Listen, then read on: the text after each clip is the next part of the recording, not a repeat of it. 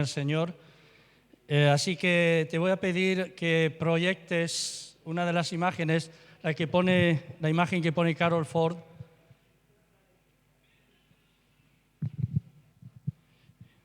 Muy bien, no tenía otra imagen, pero quiero homenajear a esta mujer porque ella, junto con su esposo Frank, fueron los fundadores de esta congregación.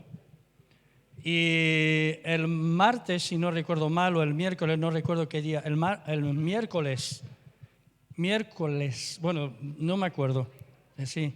Ella partió con el Señor, enfermó de COVID y no lo superó y murió no solamente con COVID, sino murió por COVID, que es diferente morir con COVID, pero eso es otra historia. Entonces, yo quería de alguna manera hacer un reconocimiento público a lo que tanto Frank como Carol, ambos ya están en la presencia del Señor. Frank marchó hace 4 años aproximadamente, 4 o 5 años, y ella pues marchó esta semana. Lo curioso es que hablamos con ella hace 3 semanas atrás, aproximadamente, y estaba muy feliz porque tenía un amigo que era viudo, un pastor viudo, muy conocido de muchos años, y nos llamó para darnos la noticia de que se iban a casar hace 3 semanas. Y se iban a casar el día 27 de noviembre, si no me falla la memoria, que me falla mucho últimamente, por eso vamos a jugar a la petanca y no al pádel. Y se quedó todo en puertas. Así que nada, es un reconocimiento a nuestros pastores fundadores. Y algún día los veremos en su presencia. Ellos no van a volver aquí, salvo en el día de la resurrección, pero nosotros vamos para allá. Y les debemos mucho, porque sembraron mucho. Con su ejemplo y con sus enseñanzas, transformaron el corazón de muchos de nosotros. Y algunos hemos, gracias a la labor que ellos hicieron, permanecido hasta aquí. Así que, Carol, hasta pronto. Un aplauso.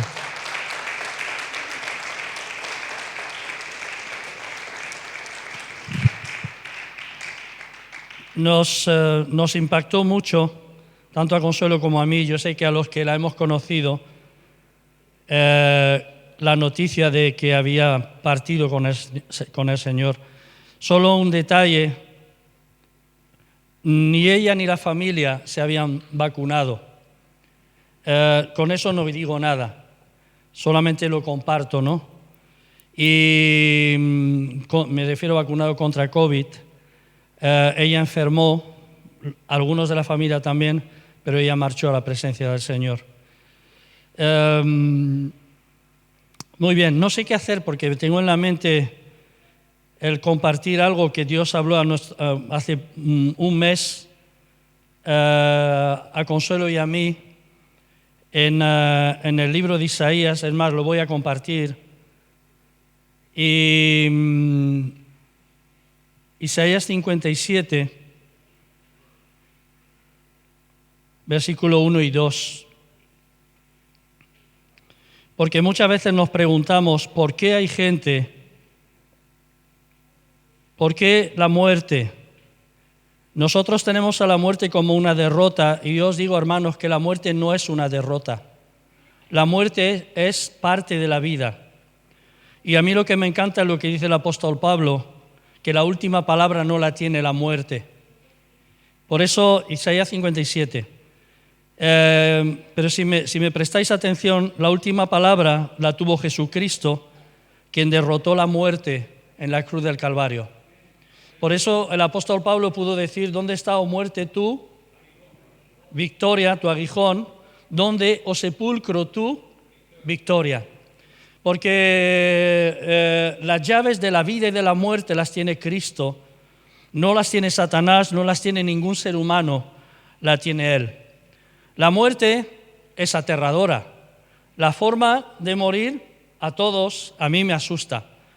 Pero algo que nos tiene que mantener bien fuertes y bien firmes es saber que no todo acaba con la muerte. ¿Y el por qué algunos se marchan antes de tiempo? Pues aquí hay una respuesta. Y lo voy a leer, Isaías 57, versículo 1 y 2. Y dice, lo voy a leer en la versión del lenguaje actual porque se entiende un poquito mejor. Isaías dijo, muere la gente honrada y a nadie le llama la atención. Es verdad, ¿no? Desaparece la gente buena y nadie entiende que la muerte los libra de sus males. Y puede ser, muchas veces me he preguntado, Señor, ¿por qué mi nietecita, Leire, tuvo que morir el mismo día en que tenía que nacer?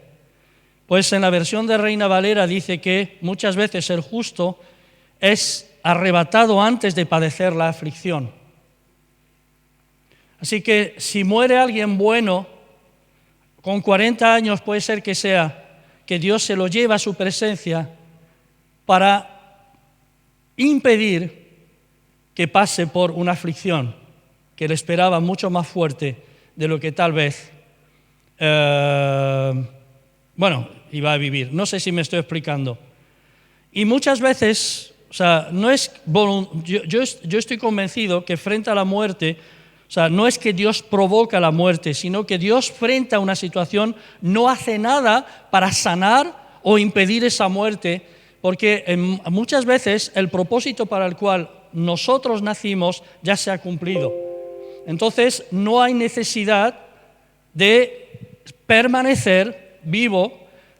No sé si me estoy explicando o tal vez lo estoy liando, porque el gran problema que tenemos es que vemos la muerte como una derrota y la muerte no es ninguna derrota. La muerte es parte de la vida porque el hombre le dio la espalda a Dios. Pero Cristo vino para precisamente decir o hacer que la muerte no tuviera la última palabra, para traer vida después de esa muerte. ¿Amén? Así que la pregunta no es tanto si hay vida después de la muerte. La pregunta es si hay muerte después de la vida, que es diferente. Y nos llamó mucho la atención unos días antes, hace un mes, a Consuelo y a mí está este versículo. Y dije, mira, Consuelo, que dice la palabra, para que tenemos una respuesta para cuando nos preguntamos el por qué suceden determinadas cosas. La vida no acaba con la muerte. La muerte es parte de la vida. La muerte es fin de una etapa para que se abra otra.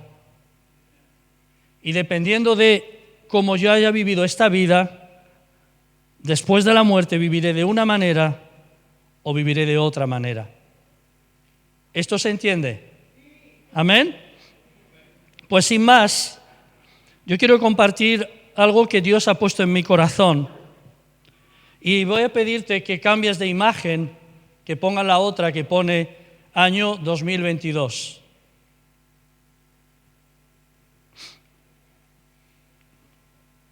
No sé si se ve bien. ¿Podéis apagar esta luz, la primera luz?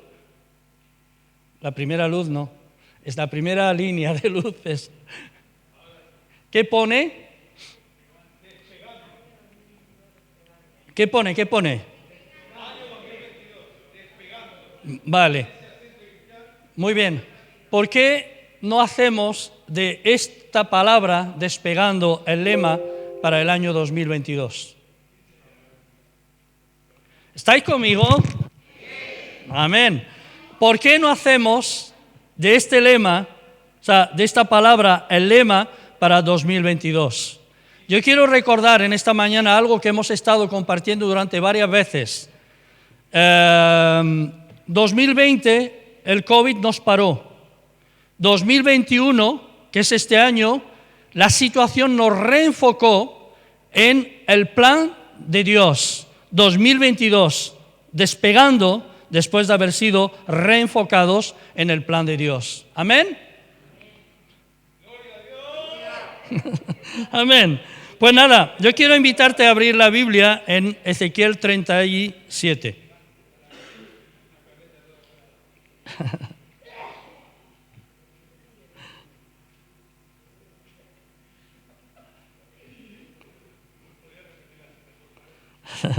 Sí, es un pasaje muy conocido.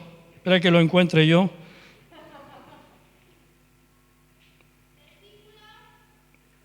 Uno. Ezequiel 37, 1. Espera que lo ponga en la versión Reina Valera. Vale. Es que estoy con el iPad y con el teléfono. Y yo no soy muy de tecnologías, entonces me... Dice, vale, antes de leerlo, he titulado la enseñanza de esta mañana, El secreto del éxito. Es un título muy conocido, se podrían, ¿vale? Y luego también he puesto unidos en la gran comisión, unidos en la misión de Dios.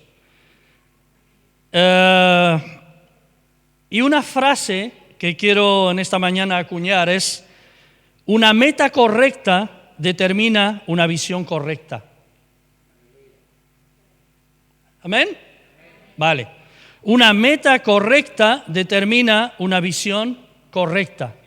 Si no hay una meta correcta, lo que vamos a correr sobre una visión incorrecta. Entonces, una meta correcta determina una visión correcta, porque nosotros nos vamos a mover de acuerdo a la visión que tengamos. Si la iglesia tiene una visión correcta, una meta correcta, un buen enfoque, vamos a tener una visión correcta. Eso significa que el trabajo lo vamos a hacer de acuerdo a la meta que está por alcanzar. ¿Amén? Vale. Una pregunta que quiero hacerte. ¿Qué es lo que yo quiero oír cuando vengo a la iglesia? Que alguien responda. Vale. La palabra de Dios. Muy bien. ¿Estamos de acuerdo con eso? ¿Nos hemos congregado aquí para escuchar un mensaje, la palabra de Dios? Vale. Perfecto. ¿Qué quiero oír de la palabra de Dios? ¿La verdad? ¿O una palabra que endulce mis oídos? ¿Quiero escuchar una palabra que endulce mis oídos o una palabra que cambie mi corazón?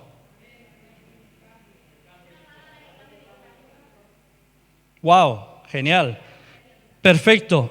Por eso en esta mañana yo espero que la palabra nos ayude a cambiar nuestro corazón. ¿Amén?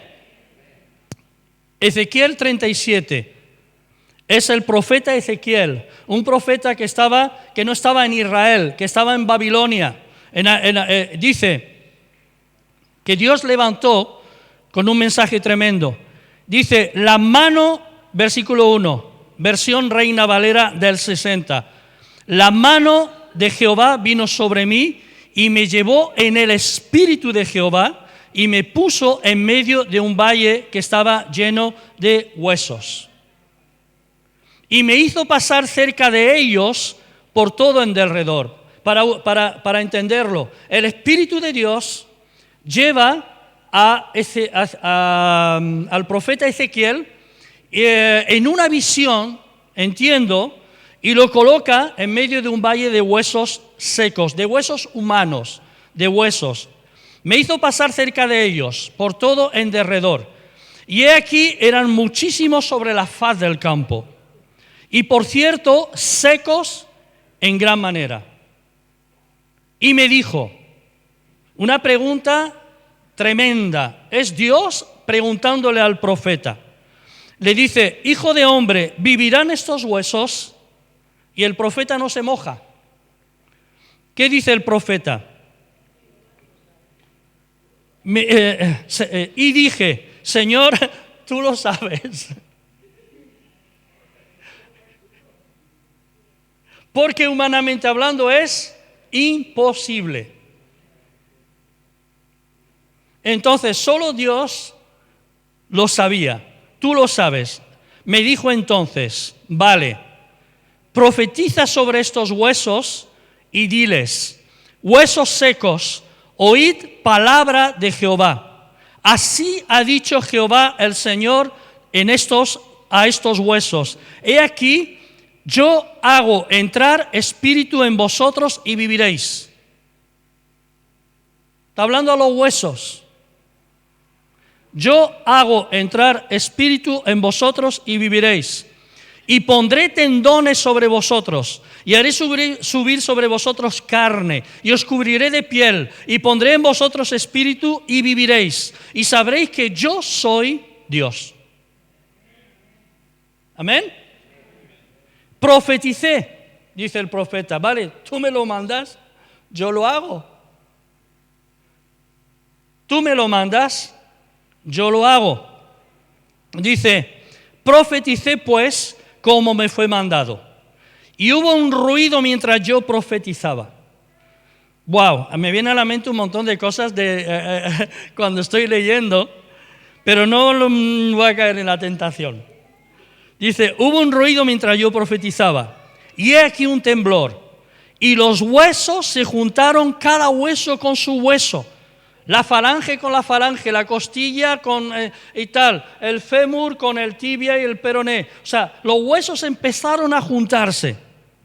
Dice, se juntaron cada hueso con su hueso y miré, y aquí tendones sobre ellos. Y la carne subió, y la piel cubrió por encima de ellos. El espectáculo, la visión tenía que ser dantesca, terrible, horrorosa.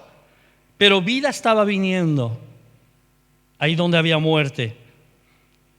Dice, la piel cubrió por encima de ellos, pero no había en ellos, ¿qué? Espíritu.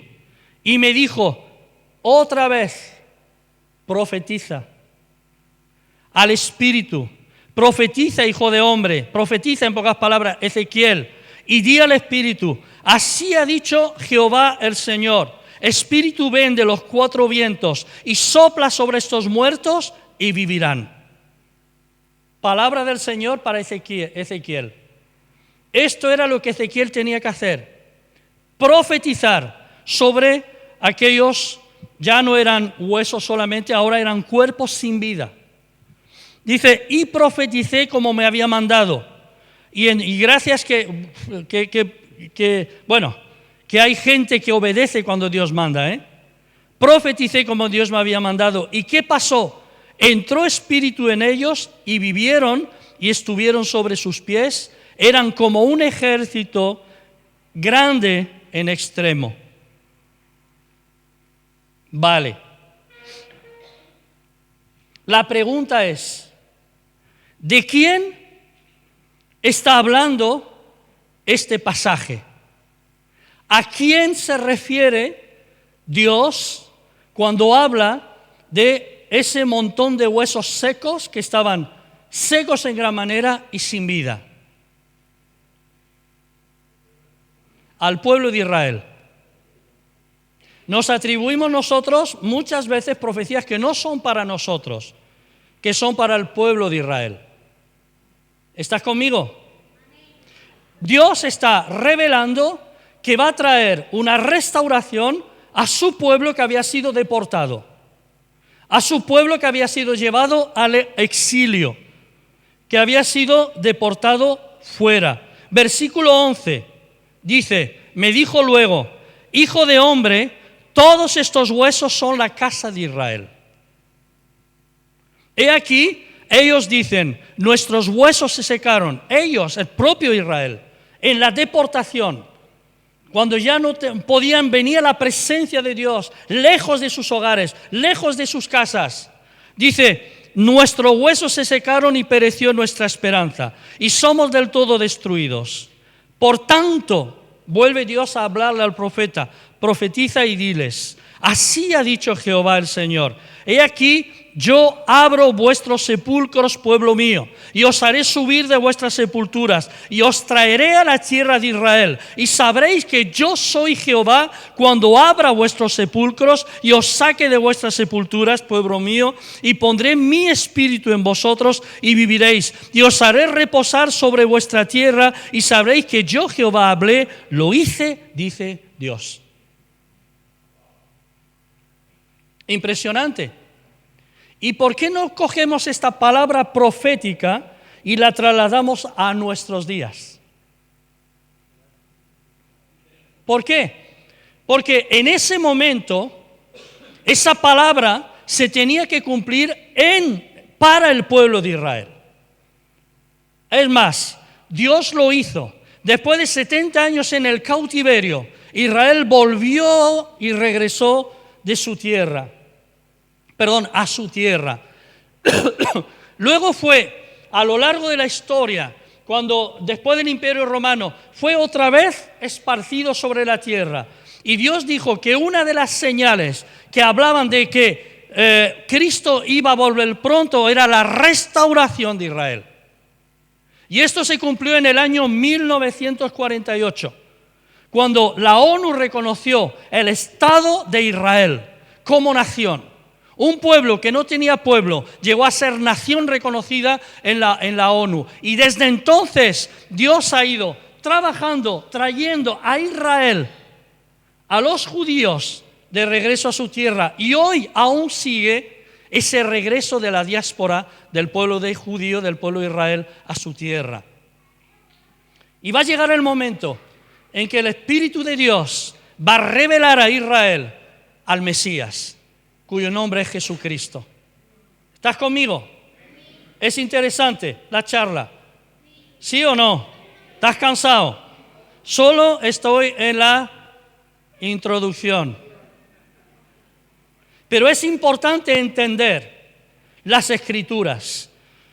Es importante entender las Escrituras. La pregunta es, hemos leído, volviendo a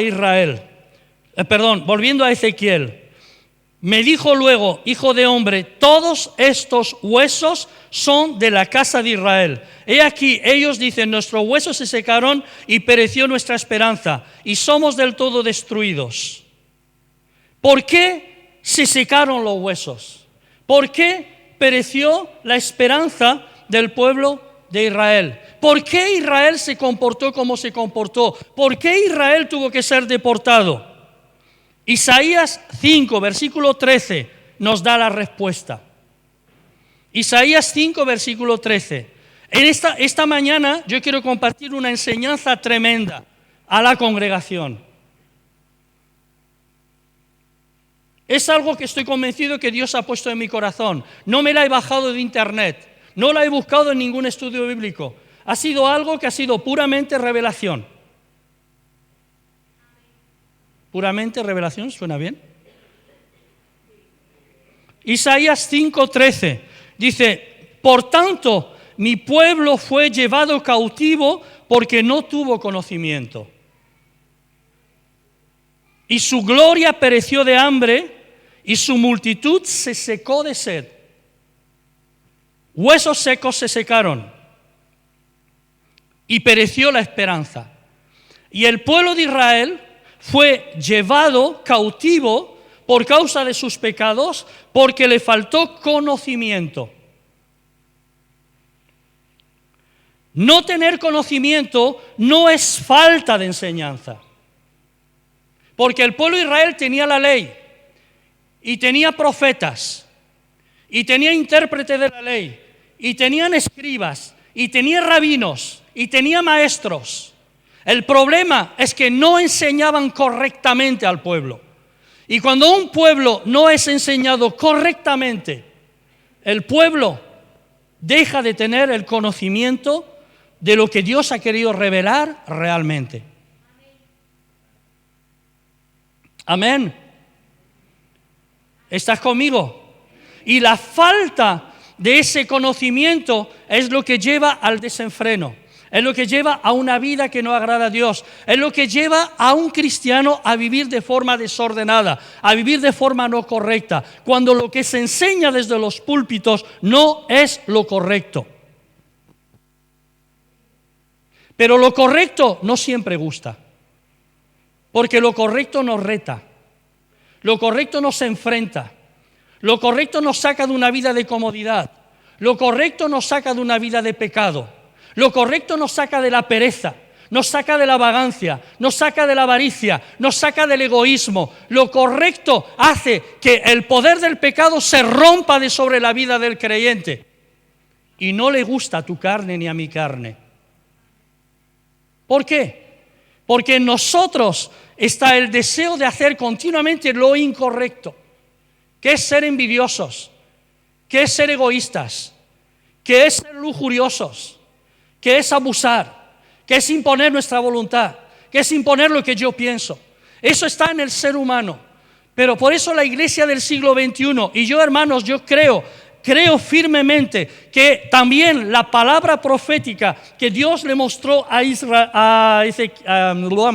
Ezequiel hace porrón de años, también Dios la va a cumplir en la humanidad. Porque Dios hoy está viendo a la humanidad como ese valle que vio Ezequiel, un valle de muerte. La humanidad hoy está viviendo en un valle de muerte y necesita que los profetas del siglo XXI se levanten y profeticen a esos huesos secos que no tienen esperanza, que hay esperanza en Dios, que la vida no acaba aquí, que no es esto el resultado, esto no es el final de la humanidad, que hay algo mucho más grande, mucho más glorioso, y necesitamos profetizar que el Espíritu de Dios, el Espíritu Santo, venga y traiga vida a donde hay muerte hoy. ¿Estás conmigo? Amén. Pero tenemos que responder, no podemos callarnos, tenemos que responder, tenemos que obedecer cuando Dios nos habla. Estás conmigo, lo he preguntado varias veces. No tener conocimiento no es falta de enseñanza. Muchas veces nos sobra la enseñanza, pero nos falta conocimiento. Muchas veces escucha, yo voy a ser muy claro, voy a coger a Benito. Benito, estáis estudiando en el CESTAD. No me contestes, pero ¿qué es lo que os ha motivado a estudiar al CESTAD? ¿Adquirir conocimiento, enseñanza o usar esa enseñanza para luego hacer lo correcto? Para llevar esa enseñanza a aquellos que no conocen a Cristo, para vivirla primeramente y luego enseñarla a otros. ¿Estás conmigo? Te he puesto como un ejemplo, solamente.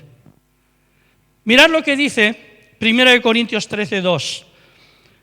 Y si tuviese profecía y entendiese todos los misterios y toda la ciencia, o sea, si tuviera una revelación de si los ángeles tienen sexo o no,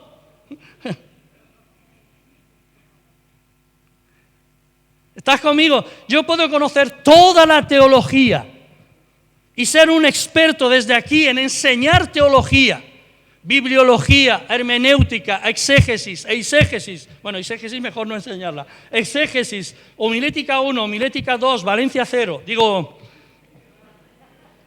Yo puedo ser un experto y sacarme un título de doctor en teología y enseñar desde aquí teología. Pero mira lo que dice el apóstol Pablo. Y muchas veces nos falta el conocimiento, o sea, la revelación de lo que Dios quiere para nosotros. Dice, si tuviese profecía y entendiese todos los misterios y toda la ciencia, y si tuviese toda la fe, de tal manera que trasladase los montes, pero no tengo amor, nada soy. Porque lo que me tiene que motivar a estudiar en el CESTAD es amor por la gente y amor por Dios.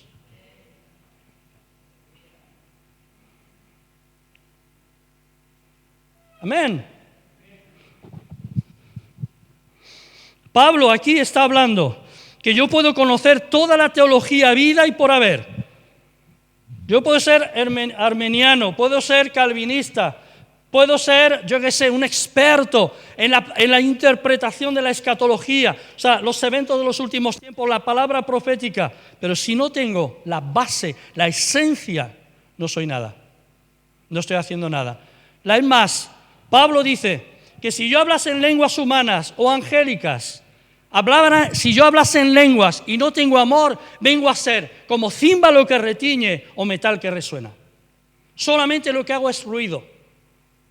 Por eso la Iglesia no solamente necesita conocer las Escrituras, necesita que Dios traiga una revelación de lo que Él espera de nosotros, cómo Él espera que nosotros estemos viviendo.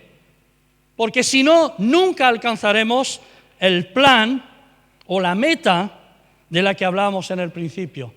Y mira, la meta de Dios es que todas las naciones lleguen a conocer a Cristo, que el nombre de Jesús sea traducido en todos los idiomas de la tierra, que no quede una familia y que no quede una etnia en la tierra que no haya oído hablar de Jesús. Esa es la meta. Y la meta es la que tiene que sostener la visión de la Iglesia.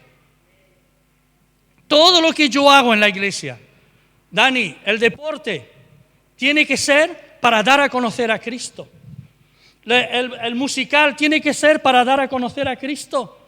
Lo que hacemos en la Iglesia, cuando yo me preparo en la universidad, si soy un creyente, nacido de nuevo, yo me tengo que preparar a conciencia con el propósito, con el fin de luego usar ese título que yo tengo, esa carrera que yo tengo, para dar a conocer a Cristo. Amén. Y muchas veces la Iglesia, no digo esta, pero la Iglesia en el mundo, andamos deambulando que si formas, que si esto, que si equipos de música, que si no sé qué, que si esto. No. Lo importante no es las formas, lo importante no es la tecnología, lo importante es haber entendido la esencia. Porque yo puedo tener todo el mejor equipo de sonido, el mejor equipo de multimedia, el mejor grupo de alabanza, el mejor grupo de evangelismo. Si yo no he entendido cuál es el propósito, estoy fallando, estoy fracasando.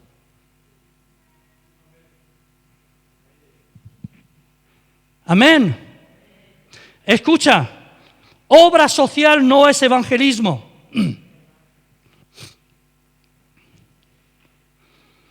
Obra social puede ser una herramienta para el evangelismo, pero no es evangelismo. Porque hay muchas organizaciones que trabajan mejor la obra social que nosotros, pero no hablan de Cristo, porque no tienen conocimiento de Él. Proverbios 29, 18. No sé cuánto tiempo tengo, ¿me dais unos minutitos más? Proverbios 29, 18. Sin profecía el pueblo se desenfrena, mas el que guarda la ley es bienaventurado. Vale. Proverbios 29, he dicho bien la cita, 29, 18. En otra versión, donde no hay un buen gobernante, el pueblo no sabe qué hacer. Pero Dios bendice a los que obedecen su ley. ¿Qué se necesita en la Iglesia? Buenos gobernantes. El liderazgo de esta congregación tiene que tener visión de crecimiento. Tiene que moverse de acuerdo a la visión de Dios y no a la visión nuestra. El pastor de esta congregación tiene que ser un buen gobernante. Y cuando hablamos de gobernante no me estoy inventando nada. La palabra de Dios habla de los ancianos que gobiernan, que lo hagan bien, como ejemplos a la grey. ¿Estás conmigo? Aquellos que están en un lugar no voy a decir de autoridad porque se malinterpretan, aquellos que guían a la congregación tienen que ser los primeros en estar delante de la congregación siendo ejemplo en todo. En todo. Porque es la mejor manera de traer conocimiento a la congregación. Ese conocimiento del que a veces se carece porque no se enseña. Se enseña teología, pero no ese conocimiento. No sé creo que me estoy explicando muy bien, ¿verdad? Quiero confesar algo públicamente en esta mañana. Y me avergüenzo de mí. Me avergüenzo de mí, me da mucha vergüenza. Pero lo quiero decir. ¿Queréis saberlo? ¿Os gustan los chismes, eh?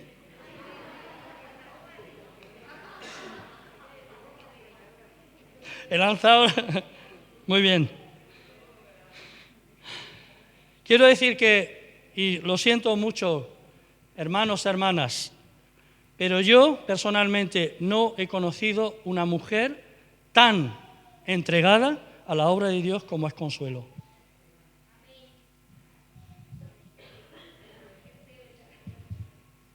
¿Por qué lo dices, Juan? ¿Porque es tu mujer? No. Porque lo ha demostrado una y otra vez. ¿Sabéis que nuestra despedida cuando ella marchó a Cuba fue una bronca monumental por parte mía? Quiero que se me escuche bien. Porque yo en mi lógica humana y egoísta estaba en contra de que ella viajara.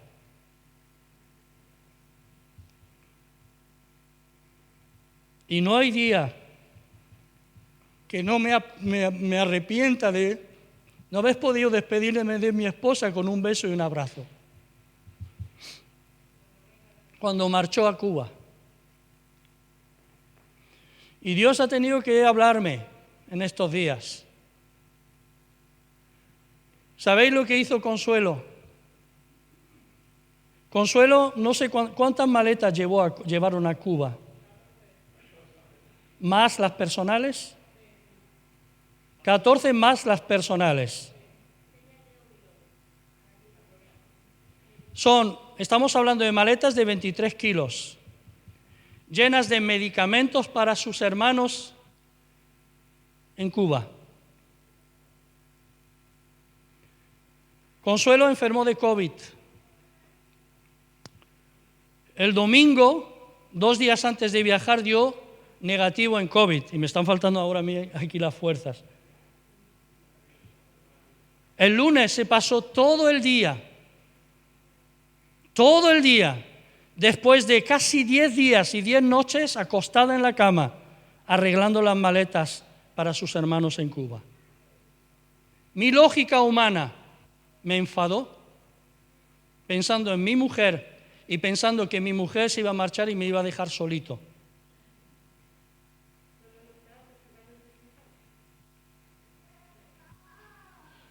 Solo en mi casa. Es verdad que están mis hijas. Y yo aún estaba de positivo con COVID. Cuando llegó el lunes por la noche, ella se tenía que levantar el martes a las 5 de la mañana. A las 12:30 de la noche, lo que recibió de parte de su esposo fue una bronca monumental. Y esa fue mi despedida. Y no hay día que pase que no me arrepienta de no haberle dado un abrazo. La pregunta es, ¿Consuelo es una loca? ¿Por qué hace eso? A cambio de absolutamente nada, porque ella no recibe ni un euro por el trabajo que hace por sus hermanos en Cuba. No. Lo siento. Perdón. Es que todos tenemos respuestas. La pregunta es, yo voy a dar la respuesta, por eso. Muchas veces las locuras en Dios nos parecen a nosotros, otros creyentes, locuras que no se deben de cometer. Pero cuando el amor y la pasión por una obra está tan fuerte en nuestro corazón, no hay nada que pueda frenarnos para hacer la voluntad de Dios. Los demás pueden pensar lo que quieran, que es una locura, que es trabajar sin cabeza. Pero Consuelo ha sido movida desde que me casé con ella por un amor y una compasión por la gente Y ese amor y esa compasión por la gente casi no lo he visto, o lo he visto en muy pocas personas. No digo que no las haya, no quiero molestar a nadie con eso. Solamente una pasión por Dios y una pasión por la gente es la que me puede impulsar a ser diferente. A venir y pasarme un día entero preparando maletas para llevarlas a Cuba. Quedarme hasta las 12:30 de la noche distribuyendo todas las maletas donde tengan que ir. Luego lo hará mejor o peor, pero solo un amor y una pasión por la gente es la que me puede impulsar a esas locuras. Y en esta mañana, a mí lo que me encantaría es que esa locura del Evangelio, que es locura para los que no creen, en nosotros se convierta en una pasión y un amor por las almas que necesitan a Dios.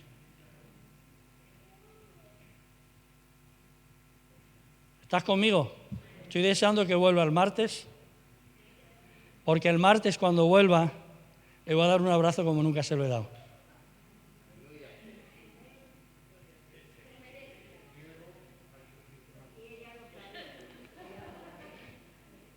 Puede ser, sí. Me ha llamado casi cada vez que ha tenido wifi, me se ha puesto. De verdad que no quiero idolatrar a Consu.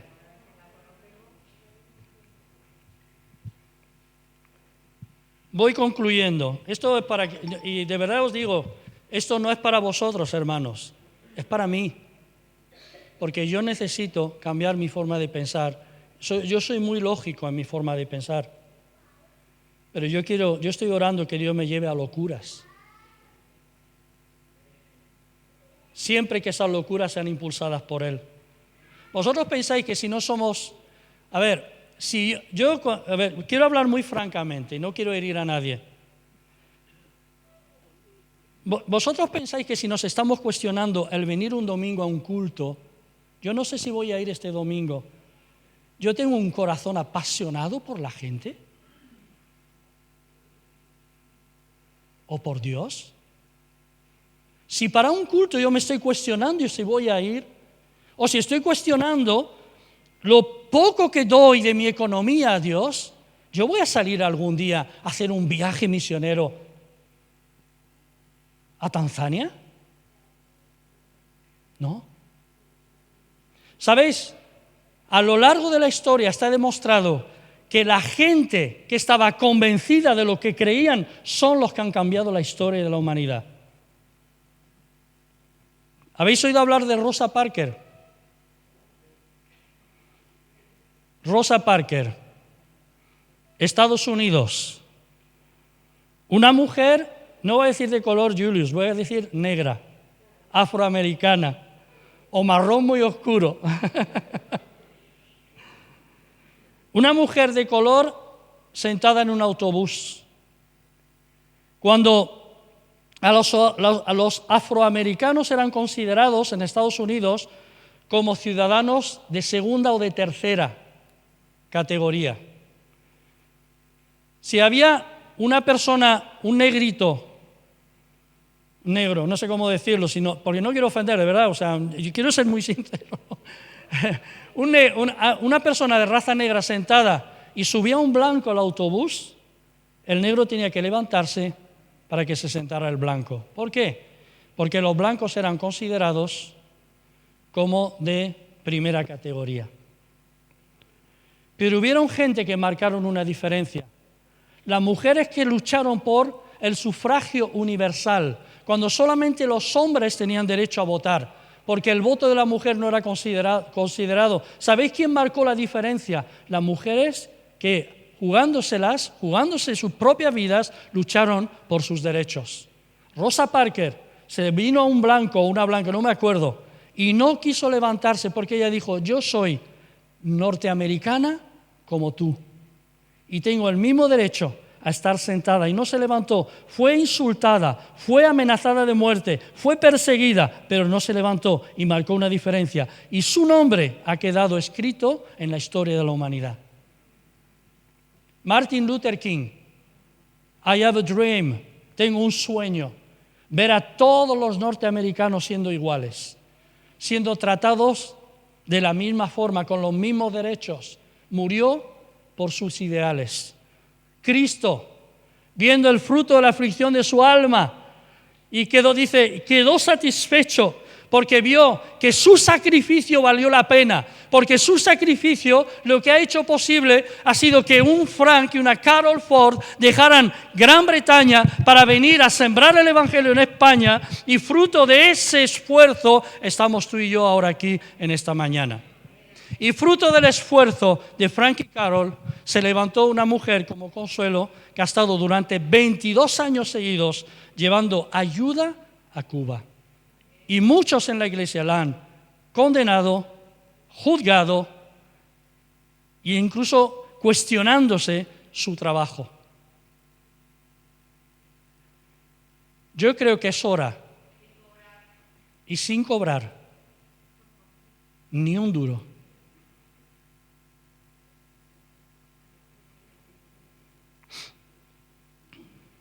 no sé cómo suena esto en esta mañana. ¿Suena bien? ¿Suena mal? Vamos a dejarlo. No. Dios se encarga, María. Se ha encargado y se encargará, porque Él sostiene al justo.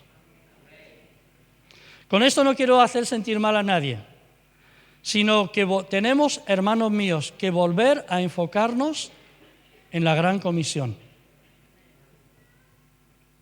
Olvidarnos de nosotros mismos.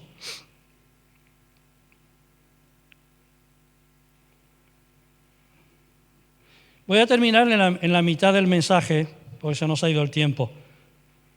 Algunas preguntas. Una pregunta: ¿qué es el Evangelio? ¿Alguien puede contestar?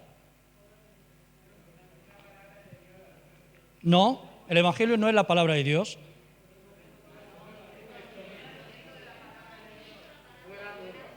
El Evangelio es buena noticia. La palabra Evangelio viene de Evangelium, ¿es así? Evangelium o Evangelion, no sé cómo decirlo, ¿no? Que significa buena noticia. Una pregunta: ¿la Biblia es el Evangelio? No, no es el Evangelio. La Biblia es la palabra de Dios, y la palabra de Dios contiene ¿qué? El Evangelio. No sé si me estoy explicando. Yo sé que hay trampa, porque como yo sé por dónde voy. O sea, la Biblia es un libro de historia de amor, es un libro de romance, es la historia de amor de Dios para con la humanidad. Eso es la Biblia. Y dentro de la Biblia, que es la palabra de Dios, encontramos ¿qué? El mensaje de las buenas nuevas. ¿Estás conmigo? De las buenas noticias.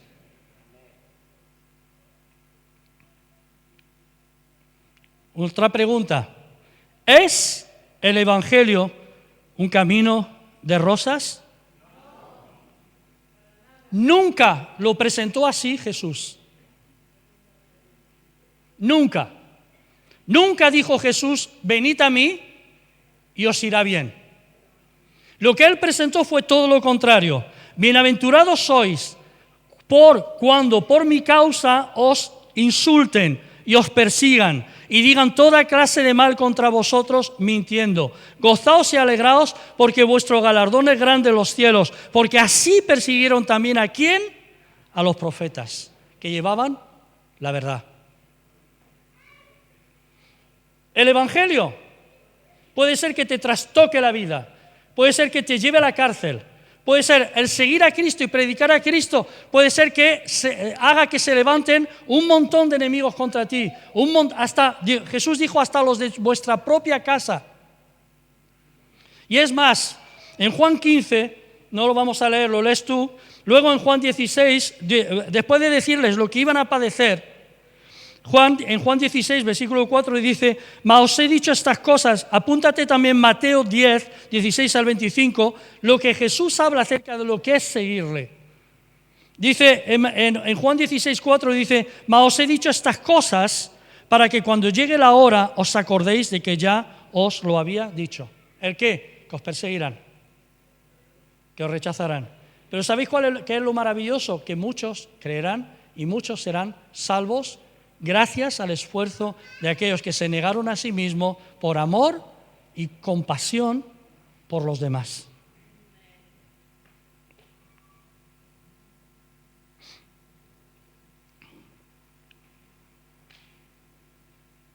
Concluyo.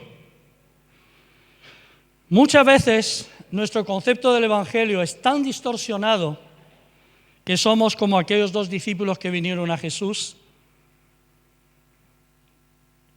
En un evangelio dice que ellos le hablaron y en otro evangelio dice que fue la madre de ellos que habló con Jesús. Los hijos del trueno, los hijos de un tal Zebedeo, Juan y su hermano Santiago. Cuando vienen a Jesús y le dicen a Jesús, haz o di que en tu reino mis hijos se sienten uno a tu derecha y otro a tu izquierda. ¿Y qué le dice? Dice, vosotros no sabéis lo que pedís. ¿Estás tú seguro de lo que le pides a Dios? ¿Estás seguro que lo que le pides a Dios es lo correcto? ¿Estás seguro que lo que le pides a Dios es su voluntad? Jesús dice, no me compete a mí el sentaros a mi izquierda o a mi derecha, sino le compete a mi Padre que está en los cielos. Y luego él hace una pregunta tremenda que cuando me toque predicar la próxima vez voy a desarrollar. El vaso que yo bebo, ¿estáis dispuestos a beberlo? Y los discípulos le dicen, sí. Y él les dice, os digo que del vaso que yo bebo, vosotros también beberéis. Pero el sentaros a mi izquierda o a mi derecha solo le compete a mi Padre, que está en los cielos. O sea, hay cosas que no le competen a Jesús. Esto nos hace ver que el Padre y el Hijo son diferentes, aunque son Dios. Pero eso es otra historia. ¿Estás conmigo? ¿Amén? Ahora, ¿qué pasa con la copa, el vaso? El vaso es el vaso de la amargura, es el vaso del martirio, es el vaso de... La bebida es sacrificio, es el negarme a mí mismo por amor a los demás. Y ese vaso y esa copa, del cual Jesús le dijo a sus discípulos, ¿estáis dispuestos a beber? Él mismo, en su humanidad, estuvo a punto de no beber. ¿Dónde? En Getsemaní. Cuando, sabiendo que había llegado su hora, habiendo preparado a 12 que iban a ser luego su relevo, se enfrenta al momento en que va a ser traicionado por Judas, se va con sus discípulos al huerto de Getsemaní, y en el huerto de Getsemaní, esa copa que él había pedido beber a sus discípulos, le dice al Padre, Padre, si es posible, que pase de mí esta copa. Mas que no sea hecha mi voluntad, sino la tuya. ¿Sabes qué? Que hay copas que son muy difíciles de beber en el reino de los cielos. Pero al final, lo que tiene que, prevalecer, no es lo que a mí me gustaría, es lo que a Dios le gustará. Y por mucho que rogó al Padre, por mucho que Jesús rogó al Padre, el Padre le dijo, es necesario que pases este trago, porque es la única forma en que la humanidad pueda tener esperanza. Estoy parafraseando, ¿no? Y llegó el momento en que ángeles vinieron y lo fortalecieron y fue camino. Dice la Biblia que puso su rostro como de pedernal. ¿Estáis conmigo? Dice que puso su rostro como de pedernal y fue obediente hasta la muerte y muerte de cruz. Tiene que llegar el momento en que en la vida del cristiano, todos los que estáis aquí, tiene que llegar el momento en que en vuestras vidas dejéis de pensar en vosotros mismos. Y que vuestras oraciones ya no sean para vosotros. Que vuestras oraciones sean las oraciones como la que hizo Ezequiel. Estos huesos vivirán y sobre estos huesos vendrá tu espíritu. ¿Por qué? Porque la humanidad está necesitando escuchar el mensaje de una iglesia que está bien enseñada, bien instruida, que ha recibido un conocimiento correcto de lo que son las Escrituras, para salir fuera, ser luz y ser sal, porque el mundo te necesita y me necesita.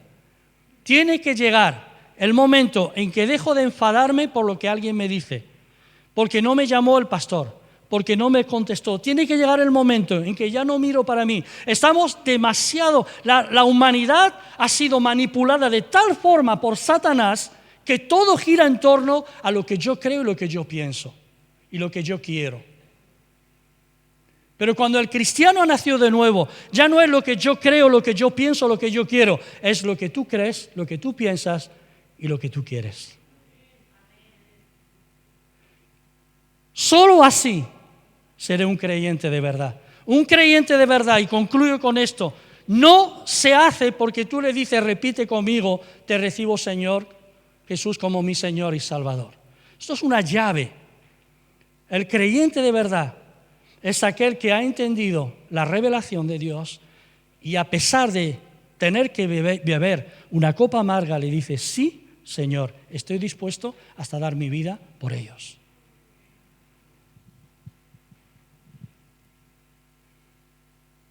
¿Qué os parece si oramos? Retadora la palabra, ¿no?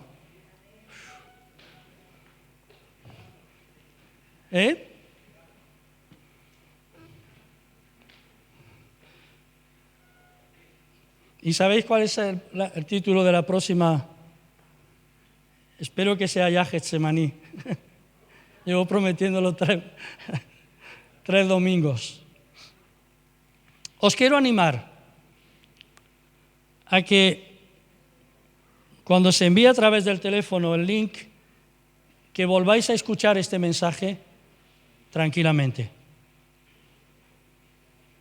Y que los textos, tengáis una Biblia al lado, que paréis YouTube, el vídeo, y que te detengas a leer el texto bíblico. Porque el texto bíblico va a traer ¿qué? La fe viene por el oír y el oír por la palabra de Dios. Y la fe es la que nos va a transformar. Amén. Aleluya. Yo no sé cuántos de los que estamos aquí queremos agarrar el reto, pero yo quiero despegar en el 2022. Yo quiero despegar, me da miedo volar. Yo, ¿sabéis? Mi confort y mi refugio es mi casa. He convertido mi casa en mi refugio, pero quiero salir y quiero despegar. ¿Por qué? Porque la vida eterna de muchas personas dependen de mí. Cuando hablo de mí, atribúyatelo tú también a ti. O sea, Dori, tú estás aquí porque Dios tiene un plan contigo. No es solamente venir a un ritual religioso, es que Dios tiene un plan contigo. Y todo lo que tú has pasado en tu vida, si tú entregas tu vida al Señor, Dori, tú lo vas a usar, o Dios a través de ti lo va a usar para ayudar a personas que van a estar o estén en la misma situación que tú. Porque Dios de nuestras desgracias las convierte en victorias. Y perdona, Dori, que te señale, pero es que tenemos que tener claro que Dios nos permitió pasar situaciones en nuestras vidas para que luego nosotros esas situaciones las usemos para ayudar a personas que están pasando esas mismas situaciones. Muchos hemos sido rechazados, a muchos se nos ha insultado, muchos hemos sido odiados, hay cantidad de gente aquí que ha sido abusada sexualmente y muchas veces nos quedamos en el pasado diciendo, ¿y dónde estaba Dios? Dios estaba, pero Dios lo permitió para que tú ahora puedas ser una herramienta para ayudar a otros que han vivido, que han sufrido, que están sufriendo esas mismas situaciones. La pobreza, muchos han pasado pobreza para ayudar, para dar a entender a otros que están en pobreza, que con Dios pueden confiar porque Dios suplirá todo lo que nos falta conforme a su riqueza en Cristo Jesús. El Evangelio no es una tontería. El Evangelio es el mensaje más poderoso que hay, que el ser humano pueda escuchar en la tierra. Es el mensaje que cambia y transforma los corazones. Es el mensaje que puede cambiar la política, que puede cambiar la historia y que puede cambiar la humanidad. Y es un mensaje que se escribió y se firmó con sangre en un lugar llamado Gólgota, hace 2000 años, para que el ser humano pudiera ser libre. Y yo creo que es tiempo, hermanos, de que la iglesia de Chirivella, el Centro Cristiano de Chirivella, despegue y empecemos a hacer, no para nuestra gloria, sino para la gloria del Señor, llevar el mensaje del Evangelio ahí donde Dios nos ha colocado. Vamos a orar. Yo quiero, Padre, darte las gracias por estos mensajes tan retadores, pues yo soy el primero retado en esta mañana. Yo quiero rogarte que me saques de la comodidad de un ministerio pastoral. Quiero, Padre, rogarte que me saques de la comodidad de mi propia forma de pensar, de mi rutina, de mi egocentrismo. Señor, sácanos, Señor, de la comodidad en la que estamos a veces, que se ha convertido, como hemos leído, en un sepulcro que nos tiene a veces encerrados y del que no podemos salir. Yo quiero pedirte que tu Espíritu Santo nos saque de esos sepulcros de muerte, que son formas, estilos, formas de pensar, formas de ver. Señor, conceptos propios que muchas veces no producen absolutamente nada, que lo único que traen es confusión a la gente. Llévanos a ser esos portadores del mensaje del Evangelio que trae paz y solución a la humanidad. Ayúdanos, Señor, como iglesia, que 2022 sea diferente, a expandernos, a extendernos, a levantar nuestras estacas, a estirar las cuerdas, a afirmar las estacas. Señor, ayúdanos a predicar la sana doctrina durante el 2022 y que esa sana doctrina llegue al corazón no solamente del pobre y necesitado, sino también del que lo tiene todo y cree que no necesita nada, pero es pobre con Dios.